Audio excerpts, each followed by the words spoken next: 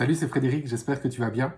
Aujourd'hui, on va voir ensemble comment se débarrasser d'un péché récurrent. En ce moment, je parle avec beaucoup de personnes qui luttent avec la pornographie, avec beaucoup de personnes qui luttent face à des dépendances ou des comportements sexuels. Et quelque chose qui revient souvent, que j'entends, c'est plus fort que moi.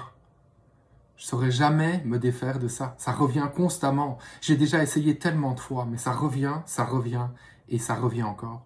Aujourd'hui, on va voir ensemble deux choses très pratiques que tu vas pouvoir mettre en place et qui vont te permettre de remporter la victoire. La première est liée à ton identité d'enfant de Dieu. Quand tu sais qui tu es en tant qu'enfant de Dieu, tu sais que tu as l'autorité. Et parce que tu as l'autorité, il n'y a plus rien, mais plus rien, où tu peux accepter de dire « c'est plus fort que moi ». On va voir ensemble un verset dans la parole de Dieu qui est clair à ce sujet-là. Donc je vais le lire. Écoute bien ce verset et reçois vraiment cette vérité. Ça se trouve dans Galates 4, versets 6 et 7. « Puisque vous êtes bien ses fils, Dieu a envoyé dans nos cœurs l'esprit de son Fils qui crie « Abba », c'est-à-dire « Père ». Écoute bien ceci maintenant. « Ainsi donc, tu n'es plus esclave. Tu n'es plus esclave. » Ce n'est pas plus fort que toi. Tu n'es plus esclave, mais fils ou fille. Et puisque tu es fils ou fille, tu es héritier, tu es héritière des biens promis grâce à Dieu. Premièrement, empare-toi de cette réalité. Tu dis, premièrement, déclare-le, je ne suis plus esclave de la pornographie, je ne suis plus esclave de comportements sexuels qui me détruisent. Déclare-le maintenant, tu dis, je ne suis plus esclave. Ça, c'est la première chose, c'est que tu prends autorité spirituellement. Mais il y a une deuxième chose que tu vas commencer à faire, c'est que tu vas changer tes habitudes. Si par exemple, toi, tu as un problème récurrent avec la pornographie, que c'est chaque fois le soir, quand tu es dans ton lit, avec ton téléphone. Et puis c'est là que tu commences à regarder des choses qui te détruisent. Mais qu'est-ce que tu vas faire? Tu vas changer tes habitudes. Ton téléphone, tu vas l'éteindre.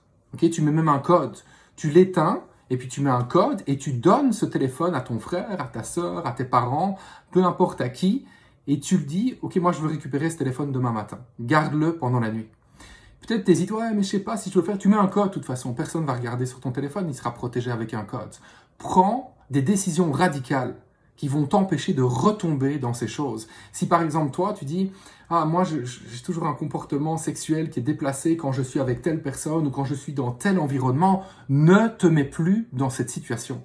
Parce que ce sont des situations qui te détruisent et Dieu a bien mieux que ça pour ta vie. Rappelle-toi, tu n'es plus esclave.